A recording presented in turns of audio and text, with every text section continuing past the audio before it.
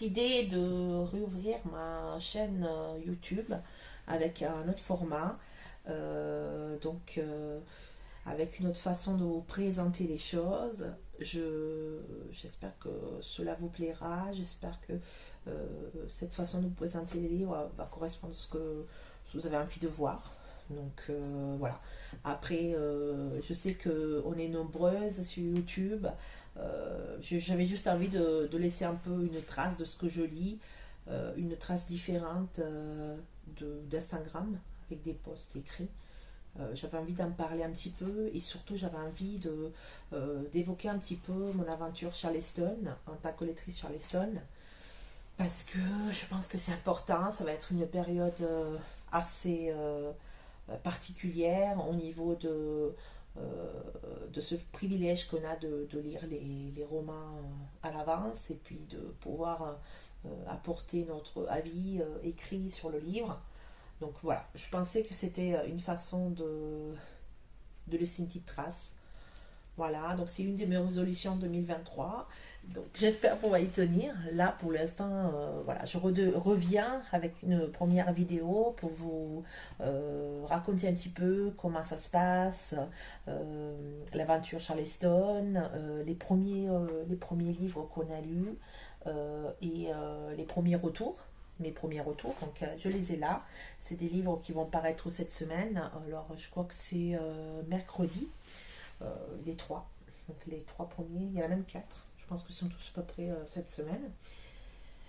Donc voilà, alors comment ça s'est passé déjà le tout début ça faisait 3 ou 4 ans euh, que je m'inscrivais pour être lectrice Charleston. Euh,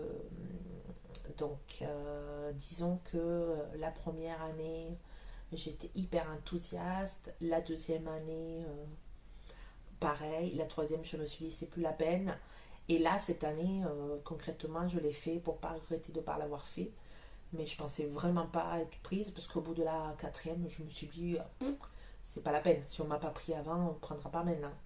Et pour la petite histoire, c'est assez drôle hein, parce que, alors je sais plus si on a eu la réponse, ouais je crois qu'on a eu la réponse vers la mi-septembre et j'ai reçu un message d'Emeline qui est la chargée euh, marketing de chez Charleston, donc, qui gère les laiteries Charleston. Et donc j'ai reçu un mail qui me disait en gros je suis désolée, enfin j'ai pas compris, non j'ai pas compris, je pensais que tu postulerais pour être lettré Charleston et puis bah non en fait. Qu'est-ce qui s'est passé et tout ça. Bah donc moi tout de suite j'ai répondu mais si j'ai postulé mais bon bah tant pis c'est que t'as pas, enfin peut-être que j'ai pas appuyé sur valider, je sais pas ce qui s'est passé, bon bah tant pis c'est comme ça et tout. Et puis après, je me dis, c'est bizarre quand même, elle a même pas signé. Et donc, je vais pour revoir le mail. Et là, en fait, je vois que juste après le petit message où elle me disait, c'est dommage que t'aies pas postulé, bah, il y avait un espace. Et puis après, il y avait marqué, non, c'est une blague, ça y est, tu es chez Charleston. Enfin bref, le truc. Je me suis fait avoir comme une bleue parce que direct, je suis partie aux cartes tour et je lui ai répondu, oh, comment ça, c'est pas possible. Et en fait si. Et donc, bah, enfin, j'étais hyper contente. Et puis, ouah, je n'y croyais même plus parce que vous en doutez bien, au bout de la quatrième fois qu'on fait quelque chose, qu'on passe un concours ou on passe un examen, ben, on se dit, je le passe comme ça un peu, mais il y a beaucoup de chances que je ne sois pas prise. Et là, en l'occurrence, c'était super. Et puis, moi, je me considère comme quelqu'un d'atypique par rapport aux lectrices classiques de Charleston. Alors, c'est pas une critique négative, bien au contraire. C'est par rapport au fait que, voilà, je ne suis pas toute jeune, je ne suis pas entre 20 et 30 ans, c'est souvent les lectrices, elles ont entre 20 et 30 ans, et puis en fait, peut-être aussi par rapport à mon mur Instagram, à ma façon de communiquer, qui est peut-être pas ce qu'on voit le plus sur Instagram et le côté un peu joli, cosy des photos. C'est pas tout à fait mon style, et voilà, clairement. Donc, hyper contente de voir ça. Et puis bah ouais, après surtout j'ai vu que j'étais avec des filles qui étaient bah, du coup que je connaissais pas forcément, bah, la plupart je les connaissais pas. J'en connaissais deux ou trois, mais comme ça, de juste de nom, mais j'avais pas forcément échangé plus que ça avec elles. Mais donc voilà, du coup c'est super sympa parce que ça me permet de connaître des personnes que je connaissais pas forcément. Il y a des personnes que j'avais déjà rencontrées peut-être ou croisées, mais comme ça vite fait, donc je les connaissais pas forcément. Et là ça permet justement de pouvoir avoir d'autres liens. Et bien, effectivement, je connaissais juste Tom, qui est le premier lecteur Charleston, qui est un petit jeune qui a 16 ans et que je connaissais depuis quelques temps, mais je ne l'ai jamais rencontré. Enfin, je l'ai rencontré dernièrement, mais sinon avant je ne l'avais jamais rencontré. Et puis voilà, j'ai rencontré d'autres filles derrière, notamment Fanny, avec qui j'échange beaucoup, Solène, enfin bref. Pas mal de filles super sympas, et puis voilà, ça me permet de voir autre chose. Après, concernant l'aventure en elle-même, là c'est vrai qu'on a eu un gros rush en décembre. Je ne sais pas combien de livres on a eu à lire, je ne les ai pas encore finis d'ailleurs. Il y en a un que je suis en train de lire là, qui est un peu...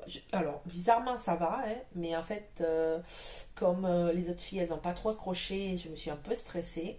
Et comme le sujet, c'est un peu différent de ce que je lis d'habitude, et là, en l'occurrence, il s'agit de guérisseuses.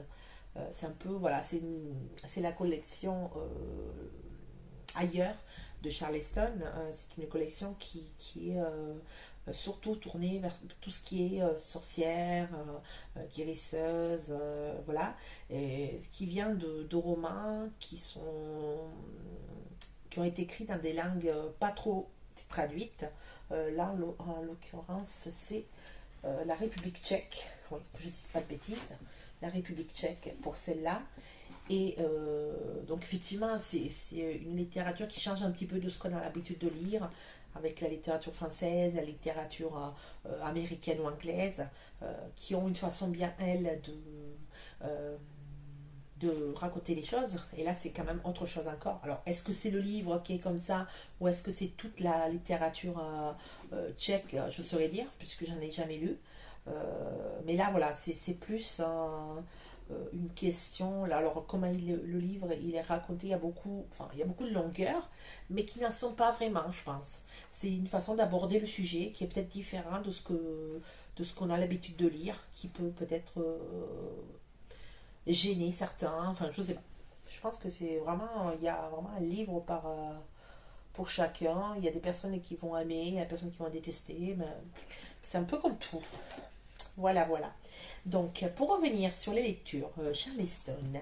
Alors, on a commencé avec un livre que j'ai adoré. Je crois que je l'ai lu en une journée parce qu'il était vraiment génial. C'est une autrice que je ne connaissais pas vraiment, si ce n'est sur les comédies de Noël. Il s'agit de Sophie Jomain. J'avais déjà lu les deux premières comédies de Noël. Et en fait, je la connaissais que comme ça, avec ces deux comédies. Je n'avais jamais lu ses autres livres. Et là, c'est un livre qui ressort, parce enfin, ouais, je crois qu'il est déjà paru oui, chez J'ai lu. Et là, c'est le poche qui ressort. Donc, il s'agit de Cherche jeune fille avisée, que je vous montre. Il est juste là. Il va sortir mercredi. Donc là, on est clairement sur une comédie romantique classique, hein, avec tout ce que j'aime des comédies romantiques. Alors, je suis désolée, il y en a qui ne sont pas addicts des comédies romantiques, qui disent, enfin, qui trouvent que c'était trop léger. Moi, j'adore. Moi, j'adore parce que bah, on a besoin de ça aussi. On a assez de lourdeur, d'oppression et d'angoisse dans la vie de tous les jours. C'est bien de se sortir complètement de nos soucis quotidiens en lisant du bon feel good, de la bonne comédie romantique. Et là, franchement, tout y est. On a Gabrielle qui a l'air d'être entre guillemets la blonde écervelée, mais qui n'est pas vraiment en fait. C'est juste une facette qu'on lui donne volontiers. Et on a Adrien, donc, qui est le style vraiment beau gosse, prince charmant, mais avec un côté un peu autoritaire. Et Adrien est père de deux enfants et il cherche une nounou parce que la sienne, elle en a eu marre de ses gamins et elle a lâché le navire, elle a abandonné le navire. Donc ça m'a fait penser un petit peu le début à Mary Poppins, vous voyez, Mary Poppins qui arrive là comme ça parce que les parents n'ont plus de, de solutions de garde pour les enfants. Et bien là, c'est un peu la Mary Poppins des temps modernes. C'est une jeune femme hyper dynamique, hyper marrante, souriante. Et en fait, ça fait beaucoup de bien, cette fraîcheur. Ça fait beaucoup de bien à cette famille qui n'est pas une famille comme les autres, qui a un lourd passé, voilà, qui a vécu quelque chose de très difficile. Et donc, Gabi, elle va arriver avec sa fraîcheur, son dynamisme, et elle va vraiment faire changer les choses et apporter un souffle nouveau dans cette famille qui était un peu trop triste. Et donc, comédie romantique, parce que bah, il va se passer quelque chose. Il y a deux personnages qui vont se friter au début, et puis que petit à petit, ils vont se retrouver. Euh, le seul truc que je reproche à ce livre, c'est que, en fait, il se termine un peu vite, et j'aurais aimé continuer à rester avec les personnages.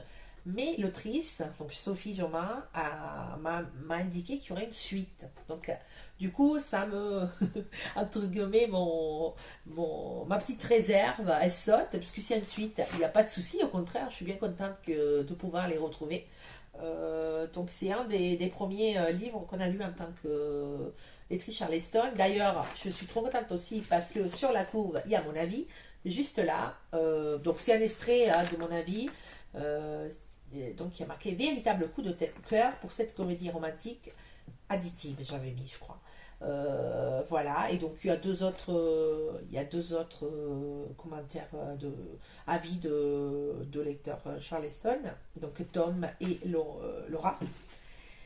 Donc voilà, ça c'est le premier. Alors pourquoi je fige main? Alors ça c'est le premier que j'ai lu d'elle, et après j'en ai lu un deuxième là qui arrive pareil bientôt, qui s'appelle Le dernier sommeil de l'ours, qui est magnifique. Là, pour le coup, c'est pas une comédie romantique, c'est un roman contemporain, vraiment magnifique sur la. Bon, je vous en parlerai à la sortie, hein, mais c'est vraiment le rôle de mère et un rôle de mère différent de celui qu'on a l'habitude de voir dans les livres, dans les films. Voilà, c'est quelque chose qui m'a beaucoup touchée. C'est un roman qui m'a beaucoup touchée. Et voilà, je découvre un peu Sophie Jomain et différemment de ce que j'avais vu, et je la découvre aussi donc avec sa dernière comédie de Noël qui pareil je l'ai trouvée super profonde, super bon, comédie de Noël donc quand même légère, il y a pas de question là-dessus, mais qui était voilà, qui nous fait du bien au cœur, et voilà, on a besoin aussi de ça, je trouve. Alors, donc, complètement autre ambiance pour un autre roman qui sort aussi mercredi. Il s'agit des Femmes du dispensaire. Alors, déjà, la couve, elle est magnifique. Je ne sais pas si vous la voyez. Elle est super belle. Alors, vous voyez, là, il y a une femme habillée. Voilà, on ne sait pas trop la période. Donc, la période, c'est les années 1900. 1910 en Angleterre. Et là, vous voyez, il y a une mallette de médecin avec un stéthoscope.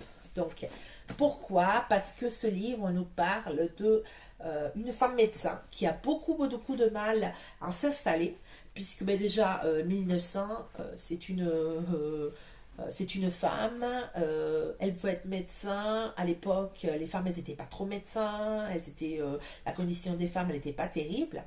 Donc il y a cette dame qui arrive donc, au port d'Hambourg. Qui s'appelle Anne. Et encore en parallèle, il y a une autre femme qui habite donc à Hambourg. Et elle est une fille d'une riche famille qui en a un peu marre de devoir suivre la ligne tracée pour les femmes, c'est-à-dire finir ses petites études, le niveau élémentaire, enfin élémentaire collège, pour ensuite, ou lycée plutôt, je dis pas de bêtises, plutôt lycée, pour ensuite se marier. Elle envisage d'autres choses. Elle envisage de faire des études plus longues, d'avoir un vrai métier à elle, et pas juste de devenir femme au foyer. Et donc ces deux personnages vont se rencontrer euh, un événement un peu particulier parce que en fait le médecin, Anne, elle décide d'ouvrir un dispensaire pour toutes les femmes un peu perdues, notamment les prostituées sur le port d'Hambourg et les femmes qui n'ont pas les moyens de payer un médecin et qui sont des fois maltraitées par le mari ou qui ont des problèmes avec leurs enfants. Voilà, vraiment, elle crée un dispensaire pour les femmes sur un point un peu névralgique de euh, l'activité du port. Donc, c'est pas forcément des femmes de bonne famille qui viennent, c'est plutôt toutes les autres. Et elle rencontre cette jeune fille, Hélène, si je ne dis pas de bêtises. Oui, je crois que c'est ça, Hélène, qui, elle, en fait, elle est là pour aider. Elle veut donner un peu de son temps et faire partie des bénévoles de ce dispensaire. Donc, ça a l'air comme ça d'un livre assez classique, sauf qu'en fait, ben, il y a une série de meurtres de femmes qui font beaucoup penser à Jack l'Éventreur, à la façon avec laquelle Jack l'Éventreur tuait ses victimes. Et voilà, c'est un peu, il y a un peu cette ambiance d'enquête un peu sombre des années 1910. Voilà, c'est quand même, enfin, pareil, c'est un livre que j'ai beaucoup aimé aussi. C'est cette ambiance, un peu l'enquête. Voilà, voilà, enfin, tout m'a plu. C'est pas un coup de cœur, mais sympa. Et puis voilà, ça c'est vraiment un livre que je n'aurais pas lu sans être lectrice Charleston. Donc pour le coup, c'est super positif parce que voilà, de lui-même, même si la couve est magnifique, c'est pas quelque chose vers lequel j'aurais été spontanément par la quatrième et le sujet. Mais pour le coup, là, ça me permet de découvrir autre chose, une période que je ne connaissais pas, un style de littérature que je ne connaissais pas. Et je suis très fan de ce genre de découverte. Voilà, ça c'est le deuxième. Et ensuite, le troisième, encore une autre ambiance. Alors voilà, c'est la diversité chez Charleston. Contrairement à ce qu'on croit, on n'a pas que du livre historique. On a un peu de tout parce que là, franchement, pour le coup, dans ce qu'on lit, il y a une palette de romans différents. Moi, je pensais lire vraiment que du roman féminin engagé et de l'historique. Et pas pour le coup, c'est pas forcément ça que j'ai lu jusque-là. Donc là, il s'agit de Memphis, pareil, la couve très sympa, donc je vous la montre. Là, on est plus sur quelque chose de dessiné. Euh, il s'agit en gros d'une famille noire bon, c'est récent, hein, c'est dans les années 1995, donc c'est pas très très très vieux. Et par contre, ça retrace un peu la vie de cette famille, du moment en fait où il y a. Alors, je vais parler, enfin, comment vous expliquer? Oui, voilà, je sais. En fait, c'est deux femmes qui sont deux sœurs, et à un moment donné de leur vie, elles sont très très proches quand elles sont jeunes, et à un moment donné, il y en a une des deux qui se marie avec un militaire, et donc part complètement de Memphis, de sa ville natale. Et elle reste éloignée pendant longtemps, et elles se parlent très peu, enfin, elles n'ont pas vraiment d'échange. Et puis un jour, ben, cette fille qui est partie, ben, elle revient. Elle revient dans la maison de ses parents, donc, qui est celle sur la couve, et elle retrouve sa sœur. Donc il y a tous ces secrets familiaux, tout ce qui s'est passé qui est retracé. Il y a vraiment. Et cette femme qui est partie, donc elle aussi deux filles. Et voilà, et aussi pareil, ces deux sœurs qui sont très liées, qui sont très unies, qui malgré leur couleur de peau, elles ont envie d'avoir une vraie, enfin de percer même, enfin je veux dire, d'avoir un futur magnifique, alors que bah c'était pas trop enfin, c'était quand même assez marqué encore, hein, le racisme est très marqué sur la région et voilà, et elle veut vraiment s'en sortir et puis j'ai beaucoup aimé J'ai beaucoup aimé aussi. C'est un roman pour le coup, voilà, c'est vraiment, je l'ai trouvé très très visuel. On a l'impression de lire, de voir un petit peu la couleur des sentiments ou la couleur pourpre, si vous voyez un petit peu le style. Pas avec la même violence, bien sûr, mais ces côtés un peu, ce côté un peu euh, États-Unis. Voilà, je sais pas comment expliquer, américain, très très visuel. Bon, bah voilà, je sais pas si. Et donc là, c'est anime exalté aux femmes noires. Donc, je peux vous lire la quatrième. Dans la chaleur étouffante de l'été 1995, après un énième débordement de colère de son père, Joan North trouve refuge avec sa mère et sa jeune sœur dans la majestueuse maison qui a vu les femmes de sa famille grandir. Tapissé de lierre, de chèvrefeuilles, ou niches colibris, abeilles et papillons, ce verdoyant havre de paix semble raconter sa propre histoire. En poussant la gigantesque porte de bois, Joanne sait qu'elle va découvrir d'innombrables fantômes. Celui de son grand-père, lèche après être devenu le premier inspecteur noir de la ville, celui de sa grand-mère qui, guidée par une rage incandescente, transforma son salon en lieu de rassemblement du mouvement révolutionnaire noir de Memphis, et sa propre terreur qui la submerge en même temps que ses souvenirs lorsqu'elle passe le seuil de la véranda. Confrontée aux tragédies des générations qui l'ont précédée dans cette demeure, Joanne devine intimement, du haut de ses 10 ans, que la violence n'est jamais loi. Le portrait bouleversant de 3 générations de femmes noires qui célèbrent la complexité de ce qui se transmet au sein d'une famille, d'une communauté et d'une nation tout entière. Alors, j'en ai les frissons en le relisant. La quatrième, parce qu'en fait, ouais, je me rappelle des événements hyper marquants. Et ouais, il est vraiment beau. Hein. Il est vraiment, vraiment beau aussi. C'est dur. Il y a des passages qui sont durs. Mais il est vraiment très beau. Voilà, ça c'est pour les premières 3 lectures. Et il y a aussi La Sorcière, que j'ai moins accroché. J'ai pas encore la version définitive. Je vous la montrerai sur la prochaine vidéo. En espérant qu'il y en ait une. Moi, si, il y en aura une. J'ai bien envie de continuer ces petites vidéos. Dites-moi ce que vous en pensez. Dites-moi si vous avez aimé ma petite présentation de livre. Là, je suis en train de lire, donc, comme je vous ai montré, non, je ne vous l'ai pas montré, je vous en ai juste parlé. Je suis en train de lire Les Dernières Déesses. Donc, c'est une ENC, épreuve non corrigée, pardon, de Charleston. Je suis presque à la moitié. Et je suis en train de lire aussi à lecture commune La Mémoire des forêts, les Mémoires de la forêt, que j'ai beaucoup vu. Il est très beau. Alors, c'est un roman jeunesse. Mais alors, je pense qu'il y a vraiment 2 lectures. Hein. Comme c'est des animaux parlants, forcément, on se dit forcément c'est pour les enfants. Mais en fait, non, je pense qu'il y a vraiment une 2e lecture. Et c'est celle-là qui m'intéresse beaucoup. Donc, et puis, c'est illustré. En fait, les illustrations sont très très belles en plus. Je vous montre juste un petit peu. Voilà. C'est très beau. Bon, j'ai hâte de découvrir tout ça.